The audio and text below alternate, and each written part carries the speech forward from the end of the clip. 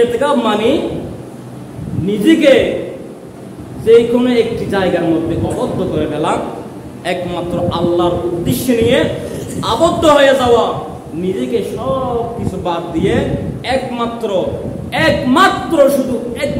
রবকে পাওয়ার উদ্দেশ্য নিয়ে যে ব্যক্তি কোনো একটি ছেলে হলে মসজিদে, মেয়ে হলে তার বাড়িতে অবস্থান করা, তার নাম হচ্ছে ইতিকাফ।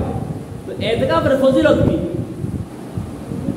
অসংখ্য ফজিলত রয়েছে, অসংখ্য বিশদ বড় বড় ফজিলত রয়েছে। তার মধ্যে থেকে আমি দুই একটা বলে আপনাদেরকে শেষ করছি। 1 নম্বরে, যে ব্যক্তি আল্লাহর উদ্দেশ্য নিয়ে পৃথিবীর কিন্তু ইন্নাল আমালু বিন্নিয়াত ওয়া ইন্নামা ইমরাতি ইম্মা নাওয়া, এই হাদিসটি নিয়ে আমি খুব একটা চিন্তা করি, প্রায় সময় গবেষণা করতেছে এই হাদিসটি নিয়ে। কেন? কোরআনের পরে হচ্ছে বুখারী শরীফের, আবার বুখারী শরীফের প্রথম হাদিস হচ্ছে এটা। এই হাদিসটি কেন ইমাম বুখারী প্রথমে আনলেন?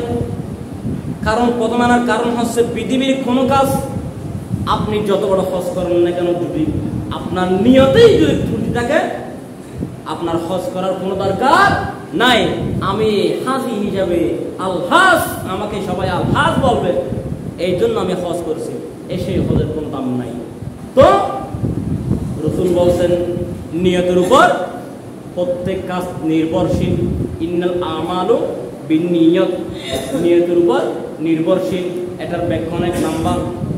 এবার আসেন, তাহলে আপনাকে মসজিদে ইতিকাফ হিসেবে ঢুকবেন একমাত্র রবের ভয়ে, একমাত্র রবকে পাবো, রবের আশা নিয়ে, পৃথিবীর কোনো আশাবাদ দিয়ে সবগুলো ছেড়ে আপনাকে একমাত্র আল্লাহর উদ্দেশ্য নিয়ে ইতিকাফ যদি ঢুকেন, তার 1 নম্বর ফজিলত হচ্ছে হাদিস শরীফে আছে, যে ব্যক্তি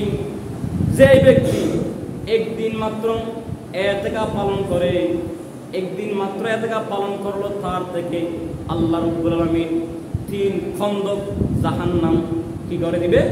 দূরত্ব করে দিবে। 3 খন্দক কি?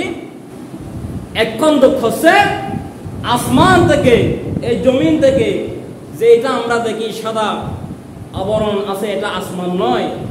আসমান হচ্ছে জমিন থেকে, কেউ বলছে 500 বছরের রাস্তা, আবার এমন কেউ আছে আরো অনেক বেশি বলেছে। তো এই জমিন থেকে আসমান পর্যন্ত হচ্ছে 1 খন্দক। কোন ব্যক্তি আল্লাহর উদ্দেশ্য করে একদিন ইতিকাফ পালন করলে, তার জন্য একদিন ইতিকাফের বিনিময়ে 3 খন্দক জমিন জাহান্নাম আল্লাহ দূরত্ব করে দেয়। সুবহানাল্লাহ। তাহলে আপনি বুঝলেন, আপনার 10 দিন ইতিকাফ পালন করার কারণে 1 নম্বর ফজিলত 30 খন্দক দূরত্ব জাহান্নাম আপনার থেকে আল্লাহ পাক করে দেয়। এখান থেকে 500 বছরের চাইতে বেশি হচ্ছে প্রথম আসমান। এইরকম এক পথ হচ্ছে 1 খন্দক, এরকম 3 খন্দক, 10 দিনে 30 খন্দক জাহান্নাম আপনার থেকে দূরত্ব হয়ে যাবে একবার ইতিকাফ 10 দিন পালন করলে। সুবহানাল্লাহ। 2 নম্বর হচ্ছে, এটা আশ্চর্যজনীয় কথা, মানুষ হজ করতে যায়, শুধু হজ্জের সওয়াব পায়, ঠিক না? রোজা রাখছেন, শুধু রমজানের সওয়াব পাবেন। নামাজ পড়ছেন, শুধু নামাজের সময় নামাজের সওয়াবটাই পাবেন। আপনি দান করছেন, শুধু দানের সময় দানটির সওয়াব পাবেন। আর যিনি ইতিকাফ করেন, যিনি ইতিকাফে থাকে, ইতিকাফ পালন করে আল্লাহর উদ্দেশ্যে, তার জন্য এমন কেন পুরস্কার আমার আল্লাহ রাখলো? আমি অবাক হয়ে গেলাম হাদিসটি পড়ে।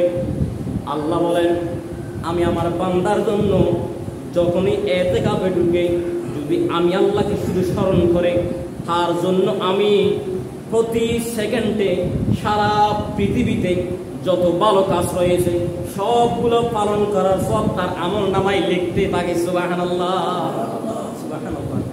ইতিকাফে ঢুকে গেছে, আমাকে ভয় করে, আমার জন্য ঢুকে গেছে, আমি আমার বান্দাকে এমন ভাবে পুরস্কৃত করলাম। কেন? কারণ তিনি পৃথিবীর সমস্ত কাজকে বাদ দিয়ে আমি আল্লাহকে পাওয়ার জন্য ঢুকেছে। সুবহানাল্লাহ। তিনি সমস্ত কাজকে বাদ দিয়েছে কেন?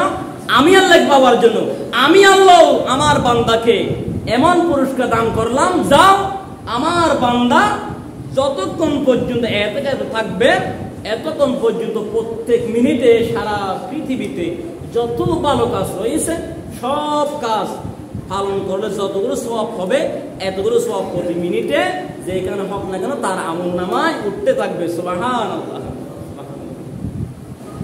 3 নম্বর অনেক রয়েছে, 3 নম্বরটা বলে শেষ করছি।